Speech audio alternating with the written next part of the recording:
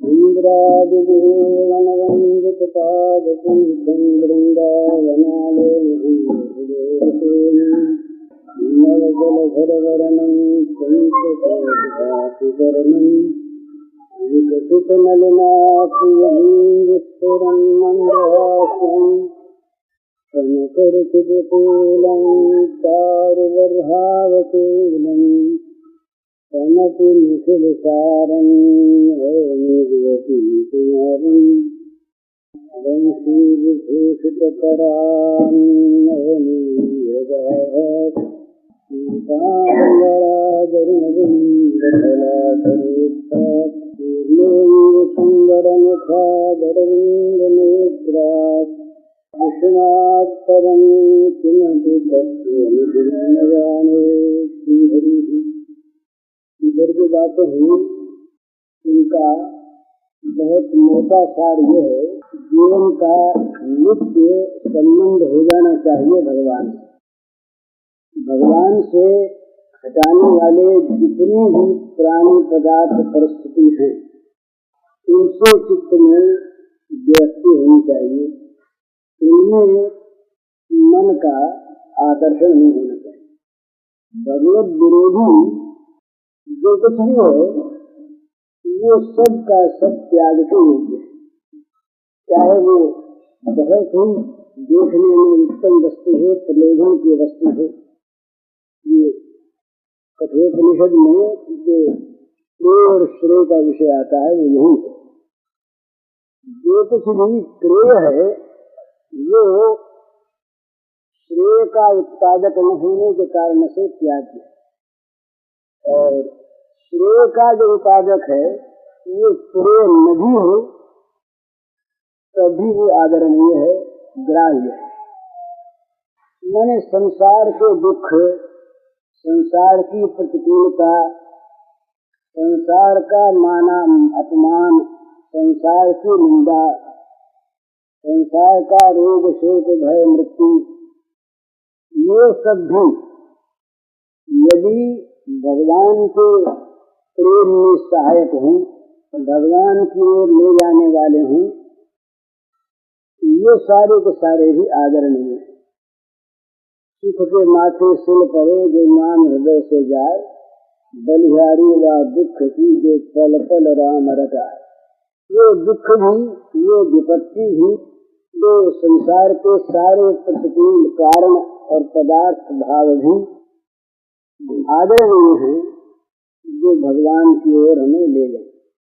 और जो भगवान से हमें हटाएं, वो धन संपत्ति, ऐश्वर्य, वैभव, मान सम्मान, कीर्ति, यश, पद, अधिकार, ये सब के सब सर्वथा और सर्वदा परित्याग करने योग्य हैं।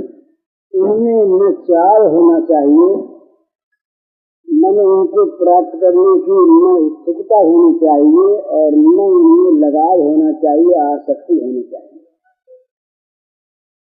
तो ईश्वर में आसक्ति, भगवान में आसक्ति हो और भगवान के प्रेम की चाह, ये बढ़ाने से ही भगवान के साथ जीवन का संपर्क होता है, और इसी में जीवन की परम सफलता है।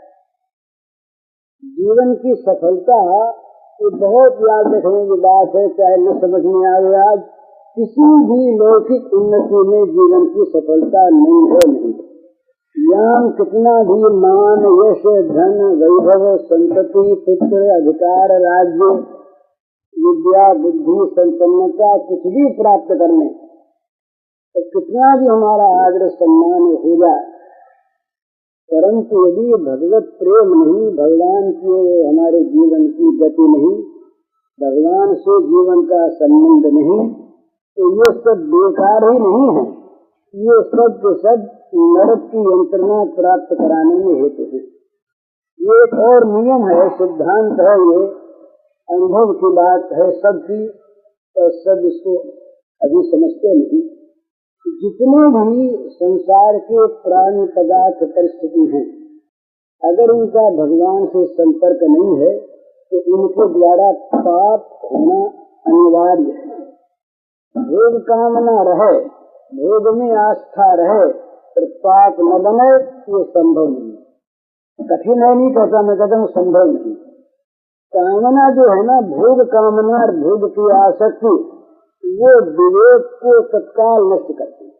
अपना भला असली किस बात में है, इस बात को वो भुला देती। स्मृति भ्रंश जिसको कहते हैं, भगवान ने कहा वो अवश्य भावी होता है भोग कामना से। जिसका चित्त अभिभूत है उसके लिए ये अनिवार्य बात है कि वो विवेक से भ्रष्ट नहीं होगा। और जहाँ विवेक नहीं रहेगा, अपना भला किस बात में है, इस बात की जहाँ जानकारी नहीं रहेगी, इस बात से जहाँ हम विस्मृत हो जाएंगे, वही बुद्धिनाश निश्चित है। स्मृति भूषात बुद्धिनाशो बुद्धिनाशात कर्मशति। बुद्धि है ये कब माना जाए? जिस बुद्धि के द्वारा हम अपना भला सोच सकें, ये तो बुद्धि। और जो बुद्धि बुरे को भला बतावे, ये बुद्धि कैसी? तो स्मृति भ्रंश होने पर बुद्धि नाश हो जाती है, अर्थात बुरे को बुद्धि भला बताती है।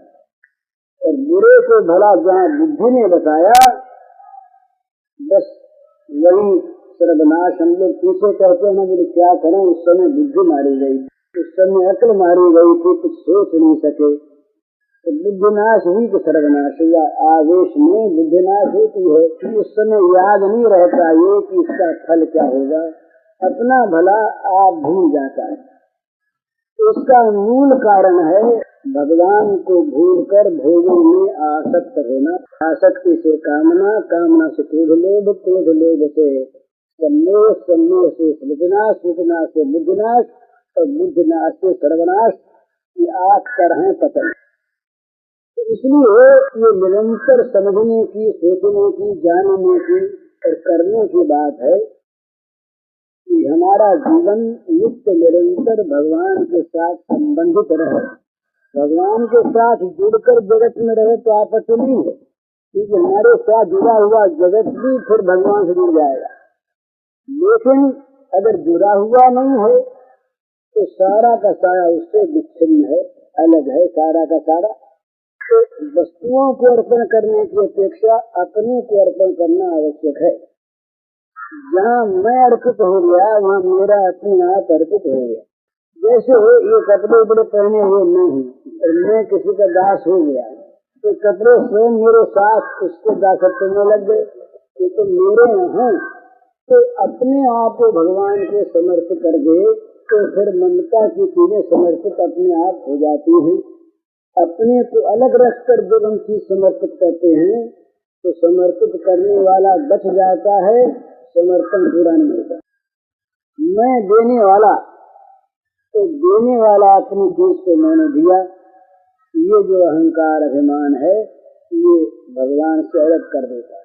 तो अपने जीवन को, अपने आप को भगवान के चरणों में सौंप कर उनसे जोड़ ले। तो ये नियम है कि उनसे जुड़ा यहाँ टूटा। ये दो ऐसे ऐसे विषय हैं कि दोनों एक साथ एक आसन पर एक स्थिति में नहीं रह सकते। अनुगत होकर भले ही रहें, संसार के भोग भगवान के पूजा की सामग्री बनकर भले रहे, तो भगवान के आसन पर बैठकर नहीं रह सकते। अगर उनको हम रखेंगे तो भगवान वहाँ से अंतर्धान हो जाएंगे होते हुए भी। तो भोगों को भगवान के आसन पर जब तक हम बैठाए रखते हैं तब तक हम भगवान से दूर रहते। भगवान के साथ हो जाने पर भोगों का आसन खिसक जाएगा, भोगों का आसन नष्ट हो जाएगा। भोग फिर दासत श्रेणी में आकर के दासता करेंगे हमारी भगवान की सेवा में। हमारे मालिक भोग नहीं होंगे, मालिक हमारे भगवान। तो अपने जीवन को जोड़ना है भगवान के साथ, विषयों से तोड़ना, भगवान को जोड़ना। तो तोड़ने की आवश्यकता नहीं है, उनसे जोड़ो, अपने आप टूट जाएगा। जैसे प्रकाश में चले जाओ, अंधकार अपने आप नष्ट हो जाएगा। हिमालय में पहुंच जाओ, गर्मी अपने आप नष्ट हो जाएगी, करनी नहीं पड़ेगी। भोजन कर ले, भूख अपने आप नष्ट हो जाएगी। इसी प्रकार से भगवान के हो जाए, जगत का स्वामित्व अपने आप हट जाएगा। भगवान के स्वामित्व में विषय रह नहीं सकते, अपने स्वामित्व को बनाकर नहीं रह सकते। तो अपने आप को भगवान का दास बनाकर, भगवान का सेवक बनाकर भगवान के साथ जोड़ने का प्रयत्न क्या करे? एक तो बार बार ये निश्चय करे, बार बार निश्चय करे कि मैं उनका हूँ, मैं उनका हूँ। ये जितना भी भोगों का दासत्व है, यही सारा का सारा हम लोगों के द्वारा पाप करवाता है। मैं उनका, मैं उनका, मैं उनका। पहले तो निश्चय कर ले और फिर उसकी स्मृति कर। निश्चय होने पर तो हो जाता है, निश्चय हमारे निश्चय में कमी रहती है। कई बार अपने ये बात कही जाती है कि लड़की की सगाई होगी हिंदू संस्कृति के अनुसार, जिसमें तलाक नहीं है, लड़की की सगाई हो गई। सगाई हो गई, अब वो किसी की हो गई बस। उसके मन में निश्चय हो गया, पिता माता के मुंह से सुन लिया कि अमुक के साथ संबंध तुम्हारा हो गया, बस हो गया। इसके बाद ये तड़क नहीं सकता। ये संबंध इतना अकाट्य है कि ये तड़क नहीं सकता। ये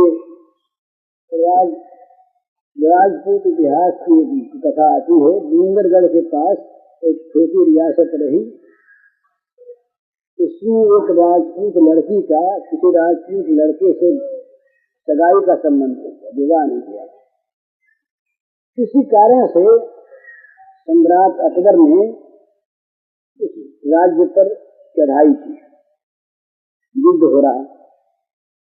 तो वो लड़की जो थी जिसकी सगाई हुई थी, उसका पति उसमें सिपाही था, वो लड़ने गया। तो अपने पति की सहायता करने के लिए वो लड़की भी मर्दाना वेश में एक सिपाही बनकर इस लड़ाई में शामिल हो गई। एक दिन की घटना ऐसी हुई, उस दिन स्वयं अकबर इस लड़ाई को देखने आए।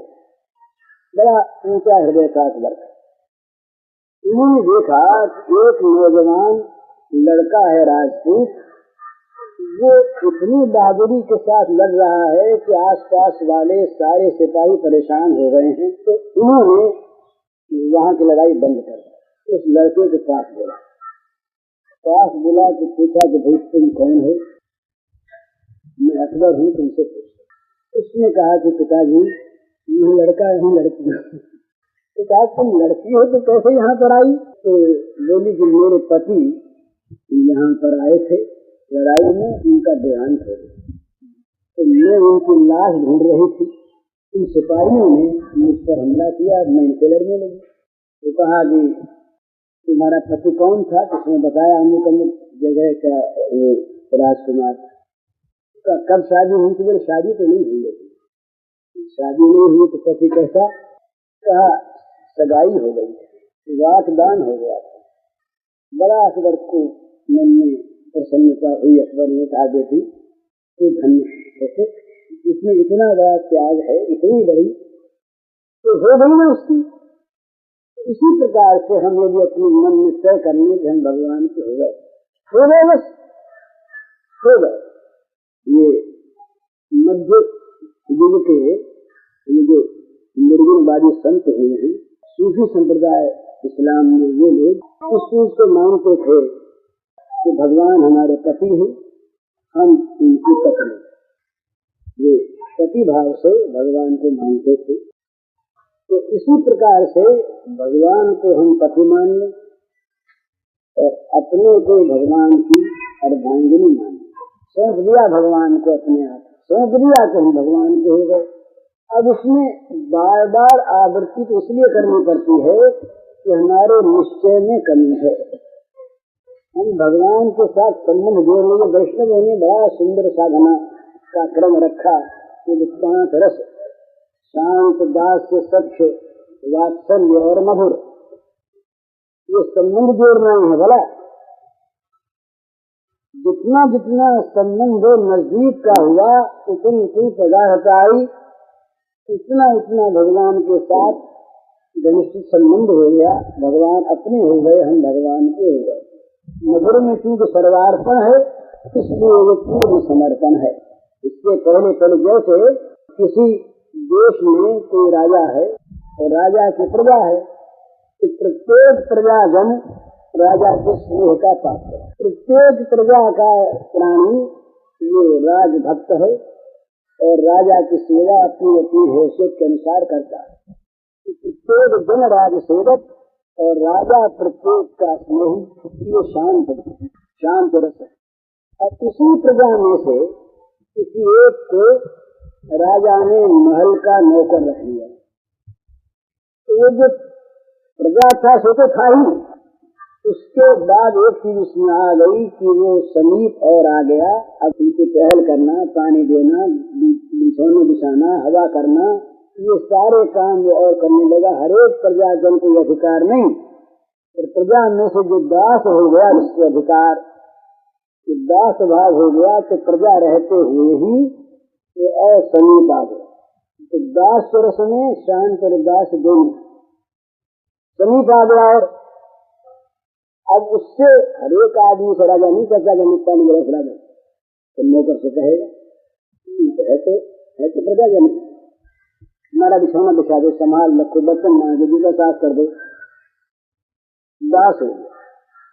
अब जब दास बड़े पुराने होते हैं, बड़े विश्वासी हो जाते हैं, तो दास में सख्त उत्पन्न हो जाता है अपने आप।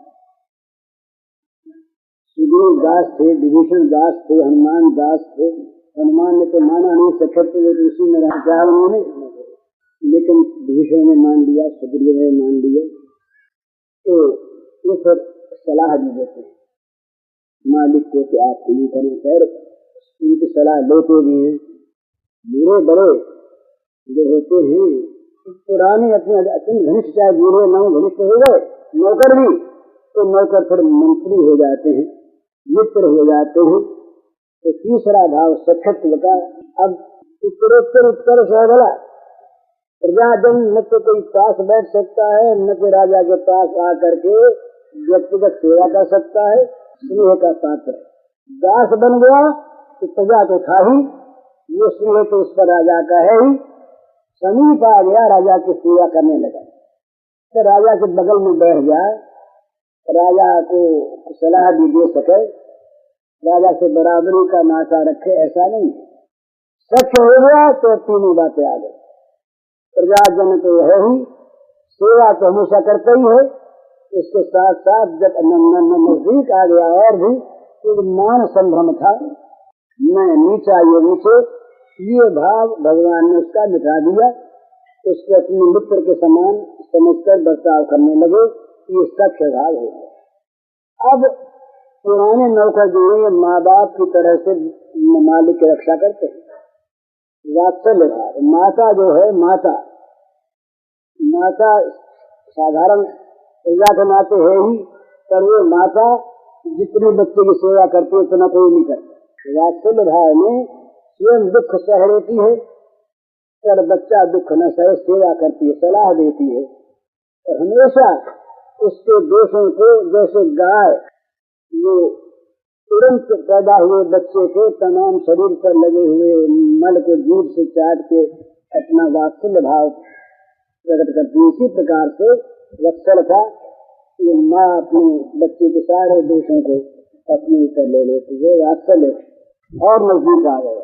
अब सखा जो है वो कहीं खड़ी नहीं दिखा सकता, वो कभी लखटी लेकर के बांध नहीं सकता, पर मैया बांध देती है, इतना अधिकार और आ गया। मान संभ्रम नहीं है, सेविका वो है ही, सलाह देने वाली वो सखा है ही, पर यह और आ गया और आगे बढ़ गया। वो पूरे समय पर इस भाव में माता पिता डांट नहीं देते हैं। उसके बाद होता है मधुर।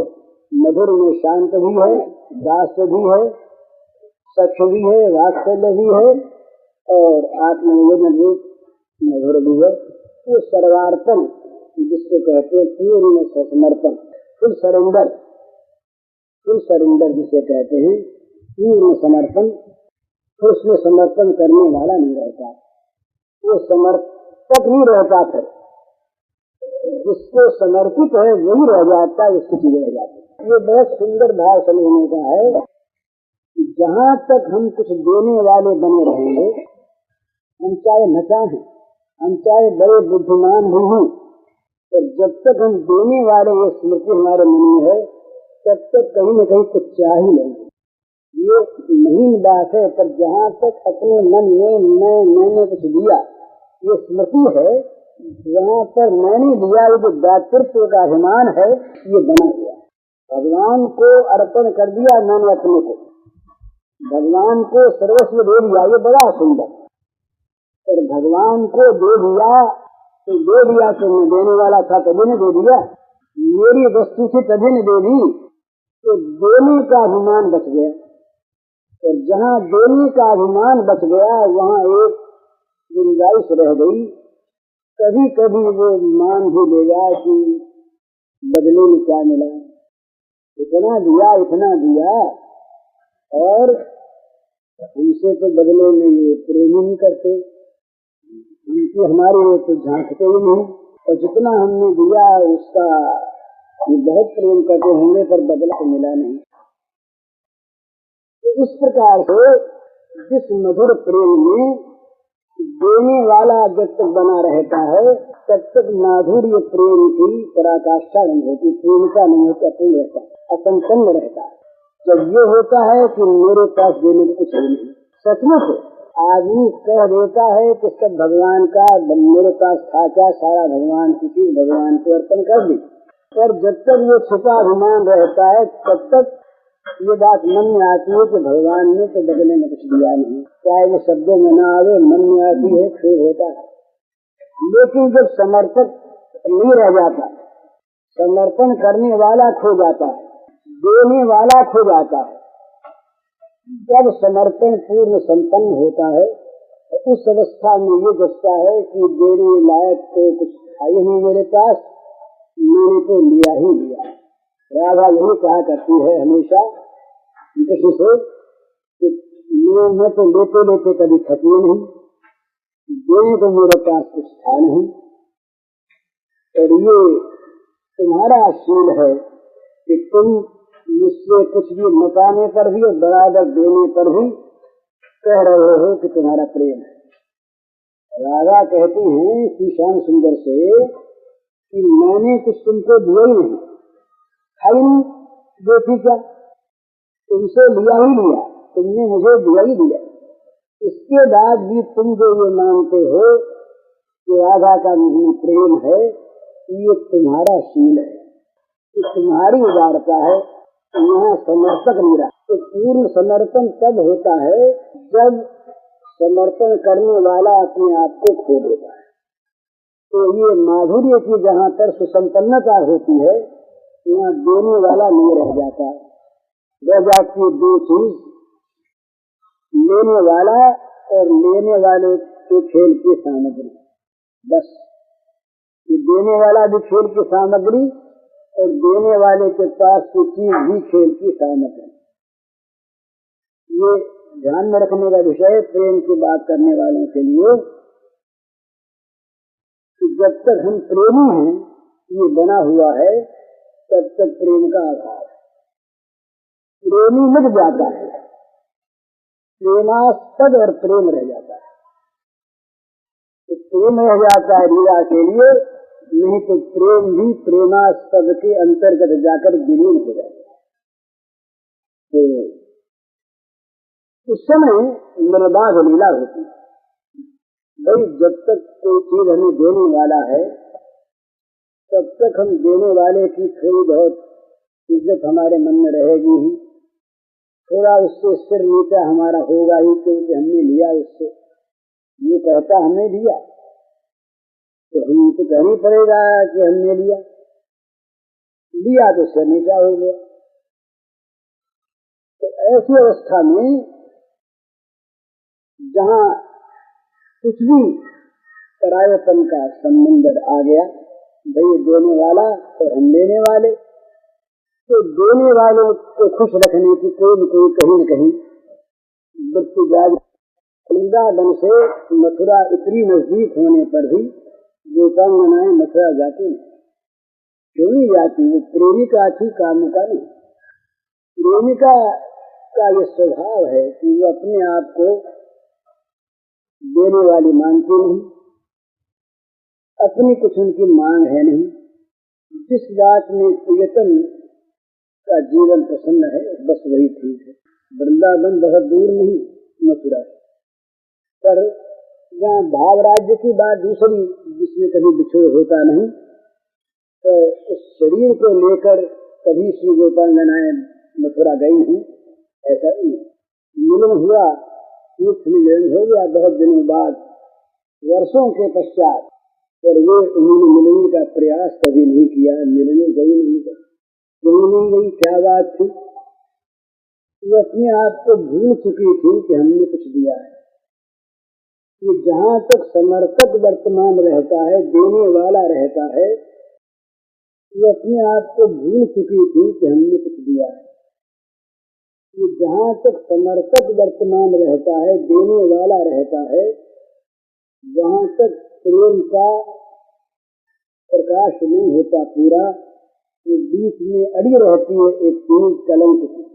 प्रेम में देना ही देना है, लेना नहीं। तो देना देना होने पर भी देने वाला नहीं, देता ही देता है, लेता है ही नहीं। तो देता देता रहने पर भी देने वाला नहीं। देने वाले में दो चीज होती है, एक तो जिस वस्तु को देता है उसको उसका अधिकार है, ये दे सकते। पराई वस्तु को दे, ये चीज मानी नहीं जाती। आपकी चीज हमने आपको दे दी, मान लिया, ये भी तो दे क्या दिया। जब तक वो चीज हमारी नहीं है तब तक हम देने वाले बनते नहीं। तो देने वाले में दो चीज आवश्यक होती है, देने की चीज और देने वाला। तो देने की चीज हमारी और देने वाले हम, तो हमने समर्पण क्या किया। चीज भी हमारी थी और देकर भी उसने हमारी रखा है। भला जरा सोचने की बात है, इतना धन हमने अमुक को दान कर दिया, इसका अर्थ क्या हुआ? धन का स्वामित्व अभी तक हमें बना हुआ है और हम दान करने वाले बने हुए हैं। इसलिए ये समर्पण में पूर्ण समर्पण तब होता है जब न देने वाला रहता है, न देने की अपनी चीज रहती है। जब अपनी कुछ है नहीं तो क्या दूं, और अपने कुछ है नहीं तो कौन दे। ये अपने पास कुछ हो तो हम दें, अपने हों तो हम देने वाले बने। तो न अपनी चीज और न हम, दोनों नहीं रहे तो क्या दें और कौन दे। तो क्या और कौन, ये दोनों जहाँ मिट जाते हैं वहाँ पर पूर्ण समर्पण होता है, प्रेम का प्रकाश होता है वहाँ पर। ये तो बड़ा उत्तम से उत्तम संबंध है भगवान से। इसके पहले कम से कम दास का संबंध जोड़ लें, हम भगवान के दास। तो यहाँ दास के संबंध में बड़ी सुंदर एक समझने की चीज है। दास का अपना काम, तो दास का अपना अलग स्वाद यदि रहता है तो वो दास नहीं। दास का ये दास रस की ये अच्छी तरह से विकसित अवस्था जो है वो ये है कि दास अपने आप को खो देता है दासता में। इसका रूप बन जाता है मालिक की सेवा।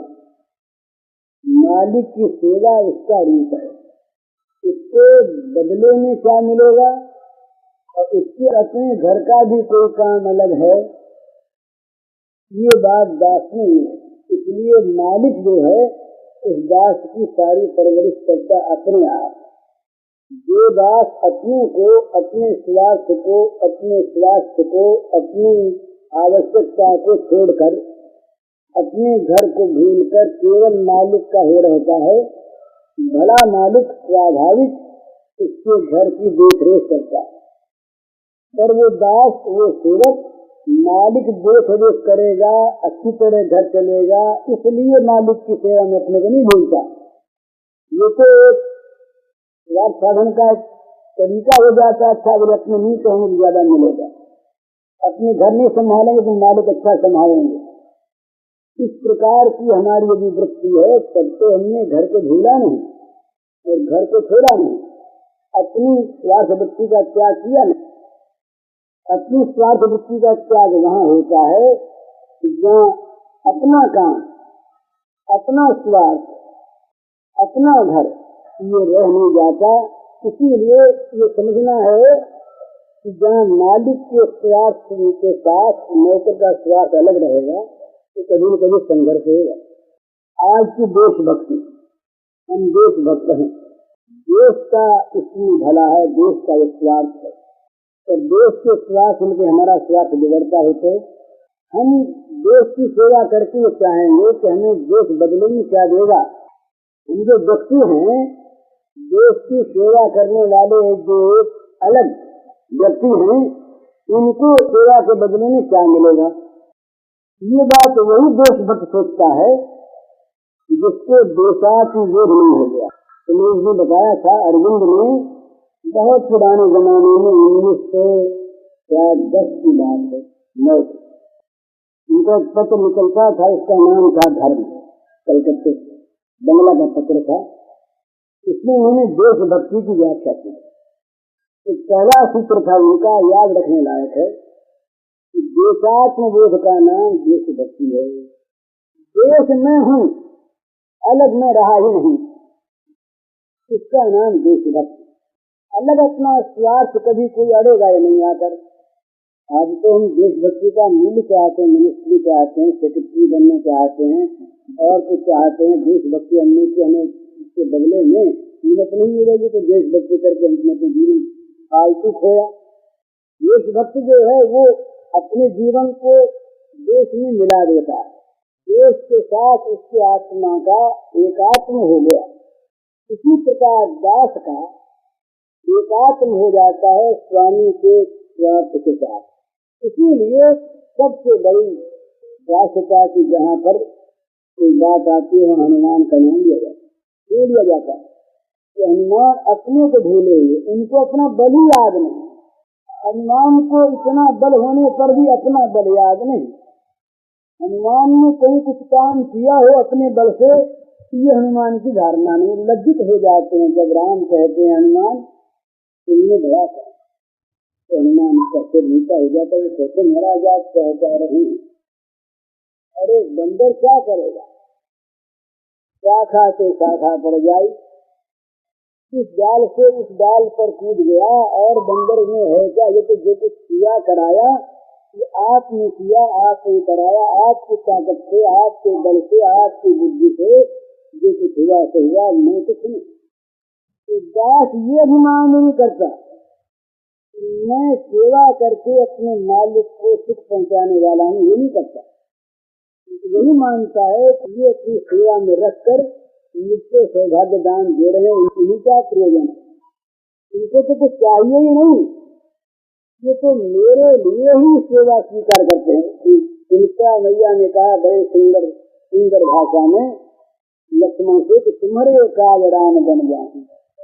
राम बन क्यों जाते हैं कि तुमको भैया सेवा का सौभाग्य मिले, इसलिए तुम्हारी सेवा की राम को आवश्यकता नहीं है, कि तुम्हारा काम है, तुम्हारा काम बनाने के लिए, तुम्हारा कार्य साधने के लिए राम बन जाते हैं भैया। और राम के बन जाने का प्रयोजन नहीं है तुम जाओ। बड़ी सुंदर जिन्हें ये दोहावली में आता है, दोहावली में आता है और सूरदास जी ने भी इसका लिखा राम चरितावली में, और भी दो ग्रंथों में है। जब ये लक्ष्मण जी को शर्त लग गई, हनुमान जी महाराज गए ये संजीवनी बूटी लाने के लिए, बूटी अलग मिलने से भी उठा लिया। आप पहाड़ को लेकर के जब ये चले नंदी ग्राम के ऊपर से, तो संदेह हुआ भरत जी को कि शायद जो राक्षस जाता है, उन्होंने बाण पहाड़ सहित नीचे गिरा लिया हनुमान को। उस दिन वहाँ पर सुमित्रा मैया भी आई हुई थी, तो संध्या भी वहीं पर नंदी ग्राम। संक्षेप में समाचार मिलता है वहाँ पर कि लक्ष्मण को शक्ति लग गई और इनके लिए संजीवनी ले जा रहे हनुमान। तो भरत को बड़ा खेद हुआ, मैं काम नहीं आया लक्ष्मण और गया था। तो सुमित्रा देवी एक बात जरा पुत्र का खेत ध्यान आया, प्रसन्न हो गई, उछलने लगी। तो शत्रुघ्न को बुलाया, बोला कहा बेटा मेरी सोच सफल हो गई, एक तो राम के काम में आ गया, अब कोई बार ये तू जा।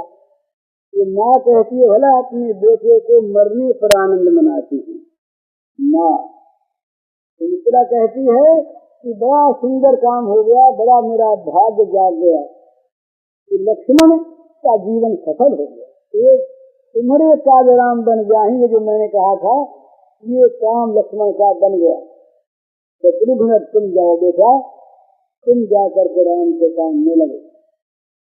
कौशल्या ने कहा, हनुमान जी का कहलवाया कि राम से कह देना कि लक्ष्मण को साथ लेकर आओ तो लौटना नहीं, लौटना नहीं, मत लौटना यहाँ था।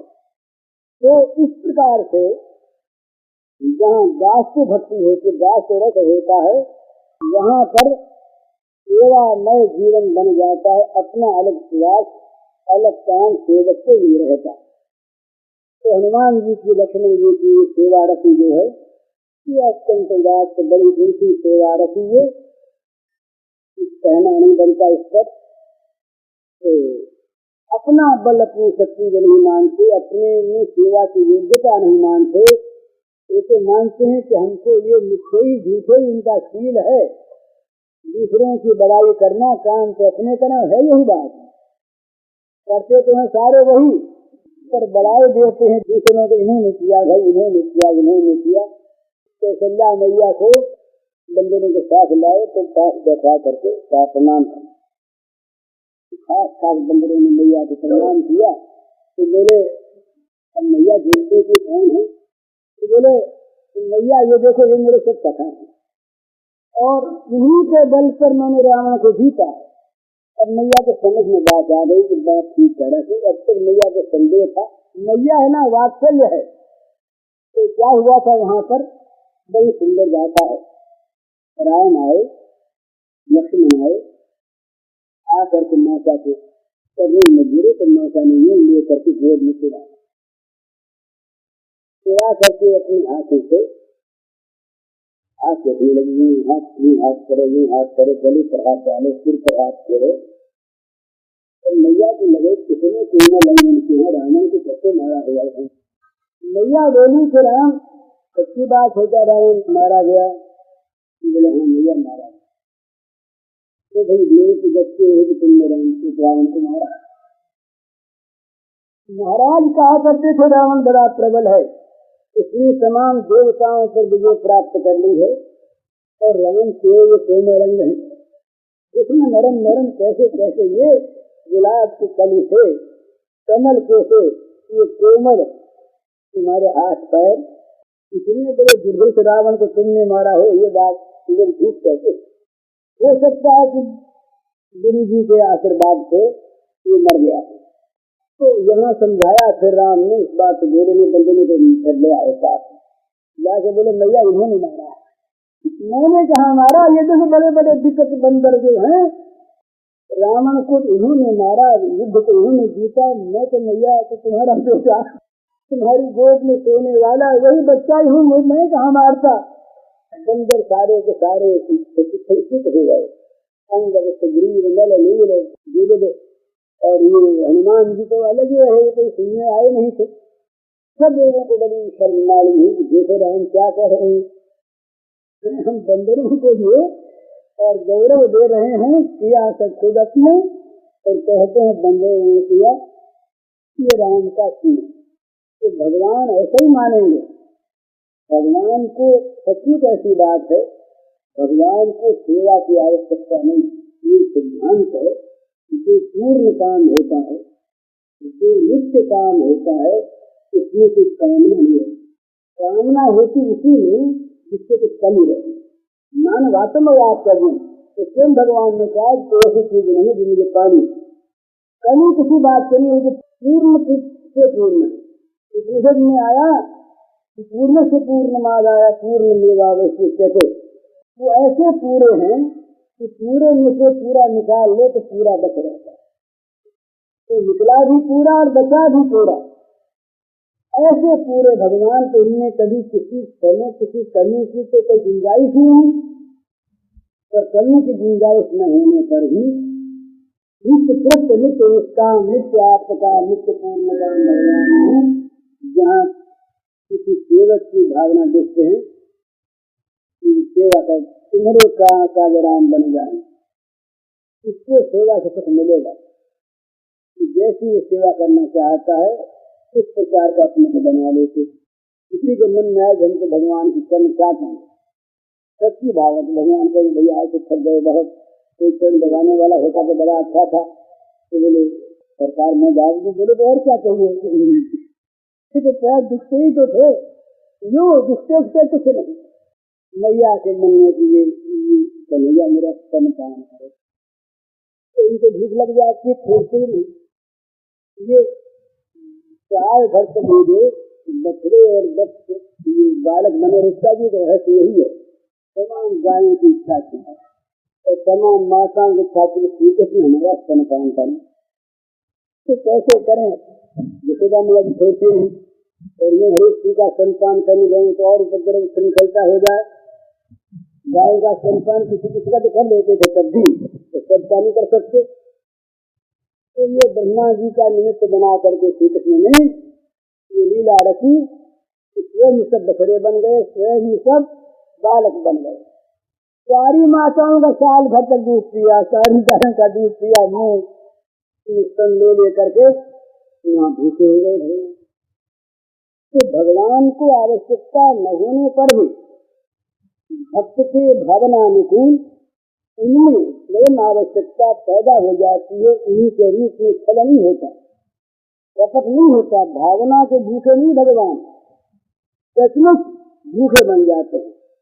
सचमुच उनमें वो चीज पैदा हो जाती है। पैदा कहाँ से होती है? अपने आप बन जाते हैं, अपने कान बन जाते, अपनी पेट बन जाते, अपनी लेट बन जाते, अपनी भूख बन जाते, अपनी प्यास बन जाते, अपनी थकावट बन जाते, ये सब अपने बन जाते। जैसे अपने बने कि नहीं, कैसे बन जाते, बछड़े कैसे बने, और तमाम बालकों की लकड़ी बन गए, जूते बन गए, सींगा बन गए, रस्सी बन गए। कौन बना दूसरा? जिस बच्चे के पास जैसी लकड़ी वैसी लकड़ी बन गए, जैसा सींग वैसे सींग बन गए, जैसी धोती वैसी धोती बन गए, वो जैसी झंगुली वैसी झंगुली बन गए, जैसे बाल वैसे बाल बन गए, जैसी बोली वैसी बोली बन गए, जैसी जिसकी जूती वैसी जूती बन गए। ये सब कौन बने बताओ? तो जो ये सब बन सकते जगत में कौन बना हुआ है? यही भगवान भूख भी बन जाते, प्यास भी बन जाते, काम भी, लोग भी, पेड़ भी, मोह भी, ये सब बन करके भक्तों का रस जो है आनंद चिन्मय रस जो प्रेम से भरा हुआ, जहाँ किसी प्रकार की कामना का कलंक नहीं, उस प्रेम रसास्वादन के लिए भगवान स्वयं ऐसा बन जाते, मन बना रहते हैं ऐसा। तो ये राम को आवश्यकता नहीं, भगवान की आवश्यकता नहीं, हमारी आवश्यकता की पूर्ति के लिए ये स्वयं आवश्यकता बन जाते हैं। ये स्वयं आवश्यकता बन जाते हैं। तो हम यदि भगवान से संबंध जोड़ लें तो बस हमारे लिए भगवान अपने अंदर आवश्यकता पैदा कर लेंगे, हम निहाल हो जाएंगे।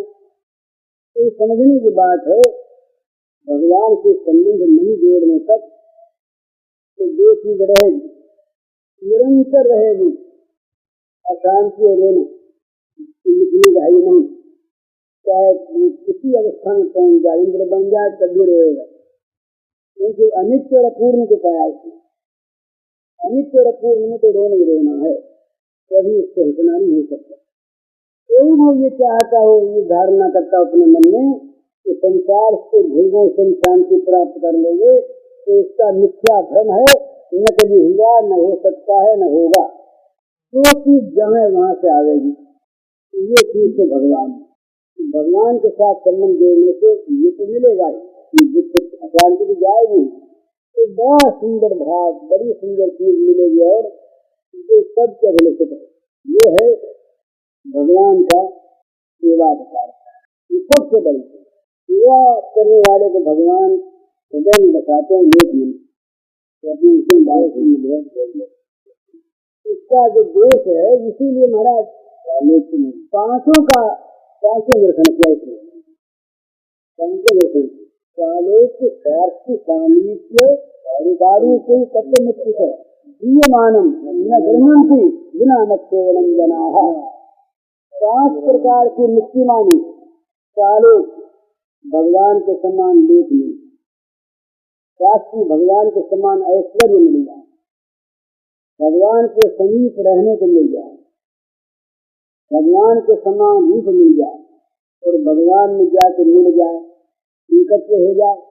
खोल के कह दीजिए, इसको याद रखिए, नई बात है, बात बहुत पुरानी है, फिर भी ये सब भगवान को कालोक शास्त्री सामीप्य सारूप्य एकत्व, ये मुक्ति के 5 प्रकार हैं। इसमें अद्वैत वेदांत वाले को एकत्व को ही मुक्ति मान लिया, तो एकत्व का नाम भी यहाँ पर ले लिया कैवल्य। भगवान के साथ ब्रह्म के साथ जीव का एकात्मता को प्राप्त हो जाना, जीव का जीवत्व विलीन हो जाना, नष्ट हो जाना, इसे एकत्व कहते हैं, कैवल्य कहते हैं। तो यहाँ कहते हैं कि 4 प्रकार की तो मुक्ति होती है भक्तों। भगवान के लोक में पार्षद बने रहते हैं, ये संत चक्र गदा पद्मधारी वैकुंठवासी पार्षद होते हैं, उनका रूप में वैसा रूप मिल जाए, वैसा ऐश्वर्य मिल जाए, पास रहने को मिल जाए और इसी लोक में रहने को मिल जाए।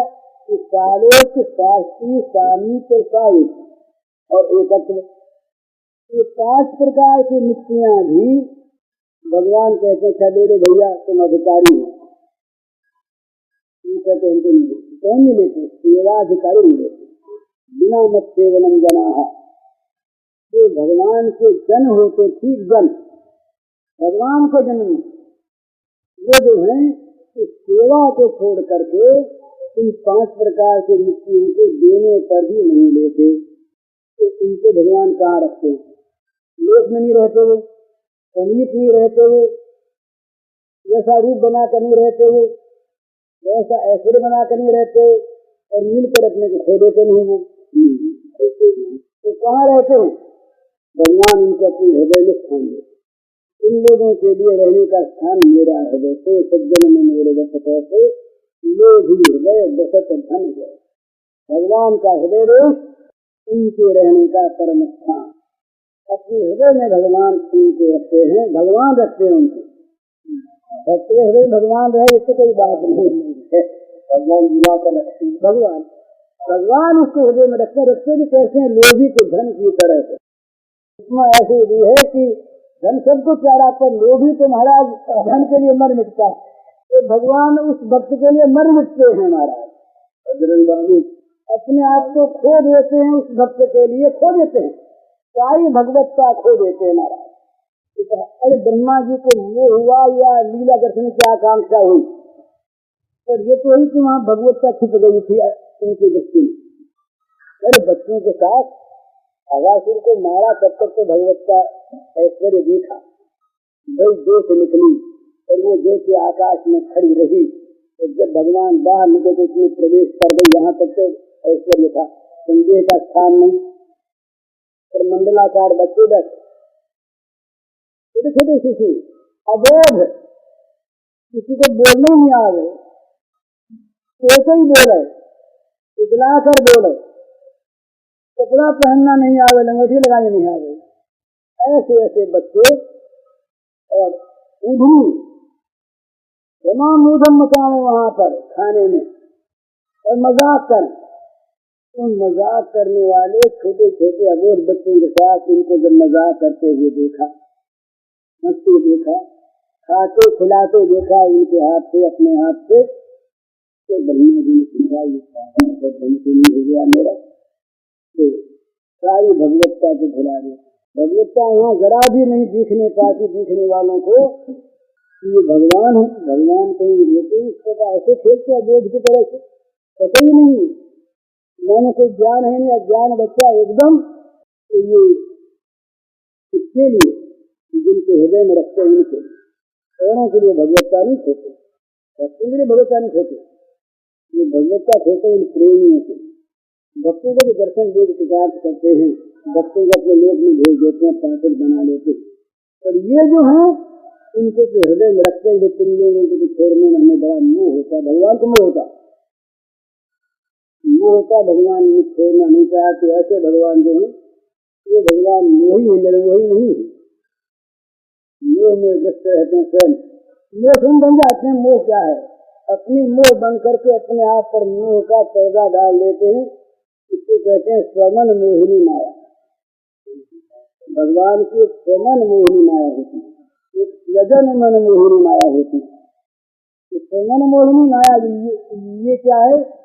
भगवान से जब रसा स्वादनाभिलाषा प्रकट होती है तब स्वमन मोहिनी माया जाती है। इसी माँ है, इसी प्रेयसी है, ये ठीक कथा है।